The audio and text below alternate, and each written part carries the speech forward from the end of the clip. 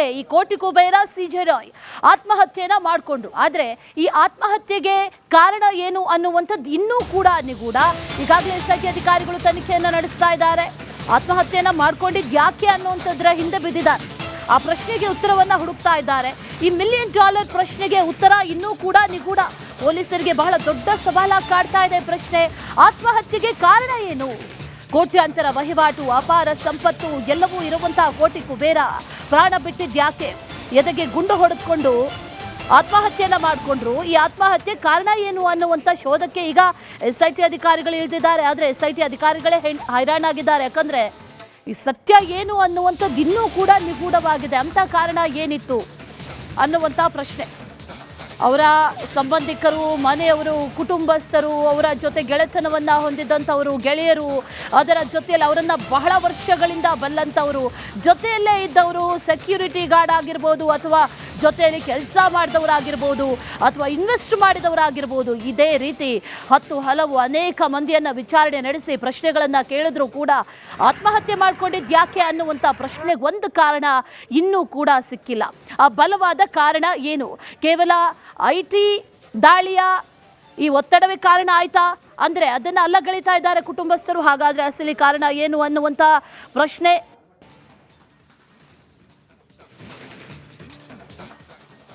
ಸಾವಿರಾರು ಕೋಟಿಯ ಒಡೆಯ ಈ ಎಲ್ಲ ವ್ಯವಹಾರಗಳನ್ನು ಮಾಡ್ತಾ ಇದ್ದಂತಹ ಸಂದರ್ಭದಲ್ಲಿ ಯಾವುದೇ ಒತ್ತಡಕ್ಕೆ ಒಳಗಾಗಿಲ್ಲ.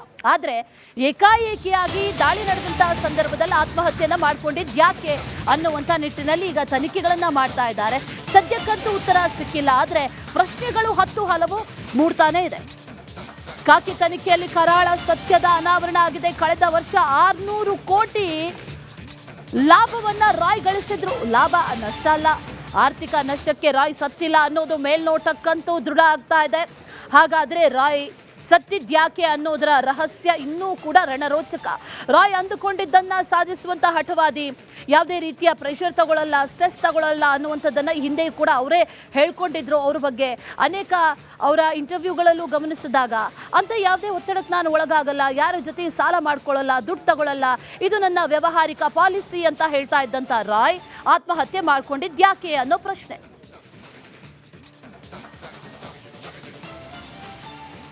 ವಿಚಾರಕ್ಕೆ ಸಂಬಂಧಪಟ್ಟಂತೆ ಡೀಟೇಲ್ಸ್ ಅನ್ನ ಕೊಡ್ತಾರೆ ನಮ್ಮ ಪ್ರತಿನಿಧಿ ಅಭಿಷೇಕ್ ಜೈಶಂಕರ್. ನೇರ ಸಂಪರ್ಕದಲ್ಲಿ ಜಾಯಿನ್ ಆಗ್ತಾ ಇದ್ದಾರೆ. ಅಭಿಷೇಕ್, ಒಂದಷ್ಟು ಇಂಟ್ರೆಸ್ಟಿಂಗ್ ವಿಚಾರಗಳು ಈಗ ಸಿಗ್ತಾ ಇರೋದು.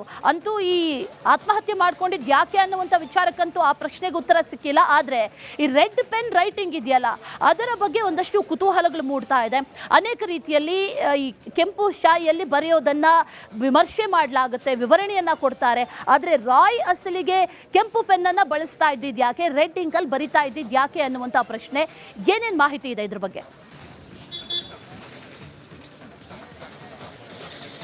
ಈಗಾಗಲೇ ಇನ್ನು ಹೈಲೈಟ್ ಮಾಡಿ ರೆಡ್ ಇಂಕ್ನಲ್ಲಿ ಅದನ್ನು ಅಂಡರ್ಲೈನ್ ಮಾಡಿದ್ದಾರೆ. ಆ ಅಂಡರ್ಲೈನ್ ಮಾಡಿರುವಂತಹ ಬಗ್ಗೆ ಈಗಾಗಲೇ ಪೊಲೀಸ್ SIT ಅಧಿಕಾರಿಗಳು ಕಾನ್ಸಂಟ್ರೇಟನ್ನು ಮಾಡ್ತಾ ಇದ್ದಾರೆ. ಇದರ ಈ ಪದದ ನಿಗೂಢ ಅರ್ಥ ಏನಿದೆ ಅಂತ ಹೇಳಿ. ಹೀಗಾಗಿ ಯಾರ್ಯಾರ ಹೆಸರುಗಳನ್ನು ಬರೆದಿದ್ದಾರೋ ಆ ಹೆಸರುಗಳನ್ನು ಅನಲೈಸ್ ಮಾಡುವಂಥದ್ರೆ ಇವರಿಗೆ ಯಾವ ರೀತಿ ರಿಲೇಟೆಡ್ ಆಗಿದೆ ಈ ಹಿಂದೆ, ಅಂದರೆ ಎಕ್ಸಾಂಪಲ್ ನಟ ನಟಿಯರ ಹೆಸರು ಬರೆದಂತಹ ಸಂದರ್ಭದಲ್ಲಿ ಅವರನ್ನು ಕರೆಸಿ ಈವೆಂಟ್ಗಳನ್ನು ಮಾಡಲಾಗಿದೆಯಾ ಅಥವಾ ಬೇರೆ ಏನಾದರೂ ಅವರಿಬ್ಬರ ನಡುವೆ ನಡೆದಿತ್ತಾ ಅನ್ನುವಂಥದ್ದು ಕೂಡ ಇಲ್ಲಿ ತನಿಖೆಯನ್ನು ನಡೆಸುವಂತಹ ಒಂದು ಪ್ರಕ್ರಿಯೆಗಳು ಕೂಡ SIT ಅಧಿಕಾರಿಗಳು ಮಾಡ್ತಾ ಇದ್ದಾರೆ ಅಂತಲೇ ಹೇಳ್ಬೋದು. ಈ CJ ರಾಯ್ ಏನಿದ್ದಾರೆ ಅವರ ಹವ್ಯಾಸನೇ ಆಗಿತ್ತು. ಅಂದರೆ ಅವರ ಕ್ಯಾಬಿನ್ಗೆ ಏನೊಂದು ಫೇಸ್ ರೆಕಾಗ್ನೈಸ್ ಲಾಕ್ ಇತ್ತು, ಅವರು ಮಾತ್ರ ಹೋಗ್ಬೋದಾಗಿತ್ತು. ಒಳಗಡೆ ಹೋದಂತಹ ಸಂದರ್ಭದಲ್ಲಿ ಸಾಕಷ್ಟು ಅಂದರೆ ಬಂಡಲ್ ಆಫ್ ಪೇಪರ್ ಏನು ಸಿಕ್ಕಿದೆ ಅದೆಲ್ಲವೂ ಕೂಡ CJ ರಾಯ್ ಏನಿದ್ದಾರೆ ಅವರು ಬರೆದಂತಹ, ಅಂದರೆ ಸಿಕ್ಕಂತಹ ಪೇಪರ್ನಲ್ಲಿ ಅವರಿಗೆ ಏನು ಅನ್ನಿಸ್ತೋ ಬರೆಯುವಂತಹ ಒಂದು ಕೆಲಸಗಳನ್ನು ಕೂಡ ಮಾಡ್ತಾರೆ. ಅಂದರೆ ಆ ಕ್ಷಣದಲ್ಲಿ ಏನು ಅನಿಸುತ್ತೋ ಅವರನ್ನು ರೈಟಿಂಗ್ ಮುಖಾಂತರ ಉಲ್ಲೇಖವನ್ನು ಮಾಡುವಂತಹ ಒಂದು ಕೆಲಸಗಳನ್ನು ಕೂಡ ಮಾಡ್ತಾರೆ. ಹೀಗಾಗಿ ಇದೇ ಇವಾಗ ಸದ್ಯದ ಮಟ್ಟಿಗೆ ಒಂದು ರೀತಿಯಾದಂತಹ ಅವರ ಸಾವಿನ ಸುಳಿವು ಸಿಗುವಂತಹ ಪೇಪರ್ಸ್ಗಳಂತಲೇ ಹೇಳ್ಬೋದಾಗಿದೆ.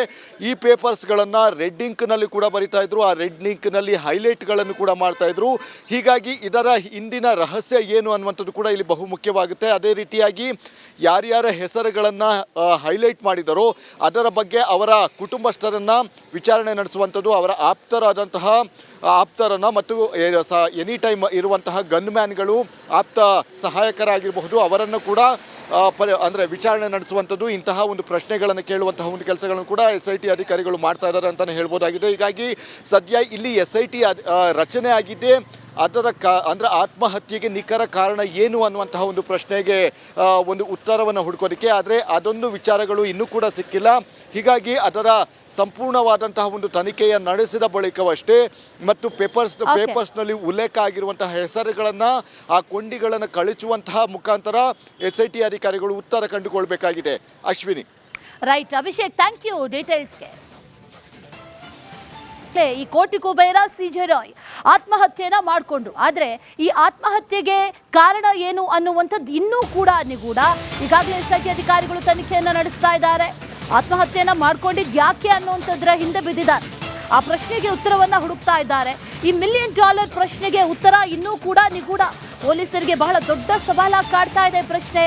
ಆತ್ಮಹತ್ಯೆಗೆ ಕಾರಣ ಏನು? ಕೋಟ್ಯಾಂತರ ವಹಿವಾಟು, ಅಪಾರ ಸಂಪತ್ತು ಎಲ್ಲವೂ ಇರುವಂತಹ ಕೋಟಿ ಕುಬೇರ ಪ್ರಾಣ ಬಿಟ್ಟಿದ್ಯಾಕೆ? ಎದೆಗೆ ಗುಂಡು ಹೊಡೆದುಕೊಂಡು ಆತ್ಮಹತ್ಯೆಯನ್ನ ಮಾಡಿಕೊಂಡ್ರು. ಈ ಆತ್ಮಹತ್ಯೆ ಕಾರಣ ಏನು ಅನ್ನುವಂಥ ಶೋಧಕ್ಕೆ ಈಗ SIT ಅಧಿಕಾರಿಗಳು ಇಳಿದಿದ್ದಾರೆ. ಆದರೆ SIT ಅಧಿಕಾರಿಗಳೇ ಹೈರಾಣಾಗಿದ್ದಾರೆ. ಯಾಕಂದ್ರೆ ಈ ಸತ್ಯ ಏನು ಅನ್ನುವಂಥದ್ದು ಇನ್ನೂ ಕೂಡ ನಿಗೂಢವಾಗಿದೆ. ಅಂತ ಕಾರಣ ಏನಿತ್ತು ಅನ್ನುವಂಥ ಪ್ರಶ್ನೆ. ಅವರ ಸಂಬಂಧಿಕರು, ಮನೆಯವರು, ಕುಟುಂಬಸ್ಥರು, ಅವರ ಜೊತೆ ಗೆಳೆತನವನ್ನು ಹೊಂದಿದ್ದಂಥವರು, ಗೆಳೆಯರು, ಅದರ ಜೊತೆಯಲ್ಲಿ ಅವರನ್ನು ಬಹಳ ವರ್ಷಗಳಿಂದ ಬಲ್ಲಂಥವರು, ಜೊತೆಯಲ್ಲೇ ಇದ್ದವರು, ಸೆಕ್ಯೂರಿಟಿ ಗಾರ್ಡ್ ಆಗಿರ್ಬೋದು ಅಥವಾ ಜೊತೆಯಲ್ಲಿ ಕೆಲಸ ಮಾಡಿದವರಾಗಿರ್ಬೋದು ಅಥವಾ ಇನ್ವೆಸ್ಟ್ ಮಾಡಿದವರಾಗಿರ್ಬೋದು, ಇದೇ ರೀತಿ ಹಲವು ಅನೇಕ ಮಂದಿಯನ್ನು ವಿಚಾರಣೆ ನಡೆಸಿ ಪ್ರಶ್ನೆಗಳನ್ನು ಕೇಳಿದ್ರು ಕೂಡ ಆತ್ಮಹತ್ಯೆ ಮಾಡ್ಕೊಂಡಿದ್ದು ಯಾಕೆ ಅನ್ನುವಂಥ ಪ್ರಶ್ನೆಗೆ ಒಂದು ಕಾರಣ ಇನ್ನೂ ಕೂಡ ಸಿಕ್ಕಿಲ್ಲ. ಆ ಬಲವಾದ ಕಾರಣ ಏನು? ಕೇವಲ IT ದಾಳಿಯ ಈ ಒತ್ತಡವೇ ಕಾರಣ ಆಯ್ತಾ ಅಂದರೆ ಅದನ್ನು ಅಲ್ಲಗಳಿತಾ ಇದ್ದಾರೆ ಕುಟುಂಬಸ್ಥರು. ಹಾಗಾದರೆ ಅಸಲಿ ಕಾರಣ ಏನು ಅನ್ನುವಂಥ ಪ್ರಶ್ನೆ.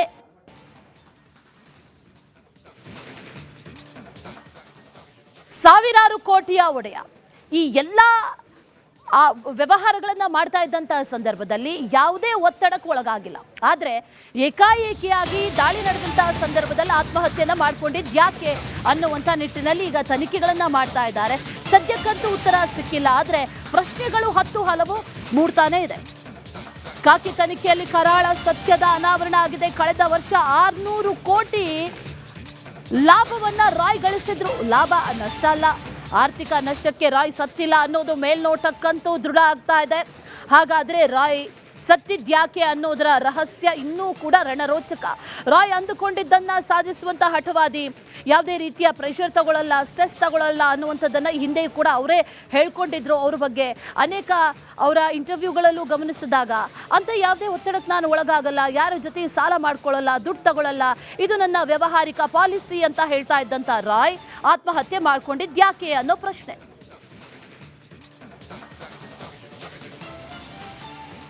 ವಿಚಾರಕ್ಕೆ ಸಂಬಂಧಪಟ್ಟಂತೆ ಡೀಟೇಲ್ಸ್ ಅನ್ನ ಕೊಡ್ತಾರೆ ನಮ್ಮ ಪ್ರತಿನಿಧಿ ಅಭಿಷೇಕ್ ಜೈಶಂಕರ್. ನೇರ ಸಂಪರ್ಕದಲ್ಲಿ ಜಾಯಿನ್ ಆಗ್ತಾ ಇದ್ದಾರೆ. ಅಭಿಷೇಕ್, ಒಂದಷ್ಟು ಇಂಟ್ರೆಸ್ಟಿಂಗ್ ವಿಚಾರಗಳು ಈಗ ಸಿಗ್ತಾ ಇರೋದು. ಅಂತೂ ಈ ಆತ್ಮಹತ್ಯೆ ಮಾಡ್ಕೊಂಡಿದ್ದು ಯಾಕೆ ಅನ್ನುವಂಥ ವಿಚಾರಕ್ಕಂತೂ ಆ ಪ್ರಶ್ನೆಗೆ ಉತ್ತರ ಸಿಕ್ಕಿಲ್ಲ. ಆದರೆ ಈ ರೆಡ್ ಪೆನ್ ರೈಟಿಂಗ್ ಇದೆಯಲ್ಲ, ಅದರ ಬಗ್ಗೆ ಒಂದಷ್ಟು ಕುತೂಹಲಗಳು ಮೂಡ್ತಾ ಇದೆ. ಅನೇಕ ರೀತಿಯಲ್ಲಿ ಈ ಕೆಂಪು ಶಾಯಿಯಲ್ಲಿ ಬರೆಯೋದನ್ನ ವಿಮರ್ಶೆ ಮಾಡಲಾಗುತ್ತೆ, ವಿವರಣೆಯನ್ನ ಕೊಡ್ತಾರೆ. ಆದರೆ ರಾಯ್ ಅಸಲಿಗೆ ಕೆಂಪು ಪೆನ್ನನ್ನ ಬಳಸ್ತಾ ಇದ್ದಿದ್ದು ಯಾಕೆ, ರೆಡ್ ಇಂಕಲ್ಲಿ ಬರಿತಾ ಇದ್ದಿದ್ದು ಯಾಕೆ ಅನ್ನುವಂಥ ಪ್ರಶ್ನೆ. ಏನೇನ್ ಮಾಹಿತಿ ಇದೆ ಇದ್ರ ಬಗ್ಗೆ?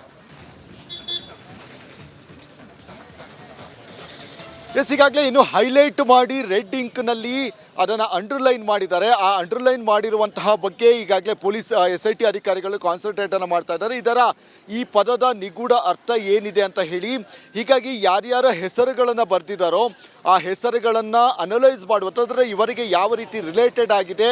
ಈ ಹಿಂದೆ ಅಂದರೆ ಎಕ್ಸಾಂಪಲ್ ನಟ ನಟಿಯರ ಹೆಸರು ಬರೆದಂತಹ ಸಂದರ್ಭದಲ್ಲಿ ಅವರನ್ನು ಕರೆಸಿ ಈವೆಂಟ್ಗಳನ್ನು ಮಾಡಲಾಗಿದೆಯಾ ಅಥವಾ ಬೇರೆ ಏನಾದರೂ ಅವರಿಬ್ಬರ ನಡುವೆ ನಡೆದಿತ್ತ ಅನ್ನುವಂಥದ್ದು ಕೂಡ ಇಲ್ಲಿ ತನಿಖೆಯನ್ನು ನಡೆಸುವಂತಹ ಒಂದು ಪ್ರಕ್ರಿಯೆಗಳು ಕೂಡ SIT ಅಧಿಕಾರಿಗಳು ಮಾಡ್ತಾ ಇದ್ದಾರೆ ಅಂತಲೇ ಹೇಳ್ಬೋದು. ಈ CJ ರಾಯ್ ಏನಿದ್ದಾರೆ ಅವರ ಹವ್ಯಾಸನೇ ಆಗಿತ್ತು. ಅಂದರೆ ಅವರ ಕ್ಯಾಬಿನ್ಗೆ ಏನೊಂದು ಫೇಸ್ ರೆಕಾಗ್ನೈಸ್ ಲಾಕ್ ಇತ್ತು, ಅವರು ಮಾತ್ರ ಹೋಗ್ಬೋದಾಗಿತ್ತು. ಒಳಗಡೆ ಹೋದಂತಹ ಸಂದರ್ಭದಲ್ಲಿ ಸಾಕಷ್ಟು ಅಂದರೆ ಬಂಡಲ್ ಆಫ್ ಪೇಪರ್ ಏನು ಸಿಕ್ಕಿದೆ ಅದೆಲ್ಲವೂ ಕೂಡ CJ ರಾಯ್ ಏನಿದ್ದಾರೆ ಅವರು ಬರೆದಂತಹ ಅಂದರೆ ಸಿಕ್ಕಂತಹ ಪೇಪರ್ನಲ್ಲಿ ಅವರಿಗೆ ಏನು ಅನ್ನಿಸ್ತೋ ಬರೆಯುವಂತಹ ಒಂದು ಕೆಲಸಗಳನ್ನು ಕೂಡ ಮಾಡ್ತಾರೆ. ಅಂದರೆ ಆ ಕ್ಷಣದಲ್ಲಿ ಏನು ಅನಿಸುತ್ತೋ ಅವರನ್ನು ರೈಟಿಂಗ್ ಮುಖಾಂತರ ಉಲ್ಲೇಖವನ್ನು ಮಾಡುವಂತಹ ಒಂದು ಕೆಲಸಗಳನ್ನು ಕೂಡ ಮಾಡ್ತಾರೆ. ಹೀಗಾಗಿ ಇದೇ ಇವಾಗ ಸದ್ಯದ ಮಟ್ಟಿಗೆ ಒಂದು ರೀತಿಯಾದಂತಹ ಅವರ ಸಾವಿನ ಸುಳಿವು ಸಿಗುವಂತಹ ಪೇಪರ್ಸ್ಗಳಂತಾನೆ ಹೇಳ್ಬೋದಾಗಿದೆ.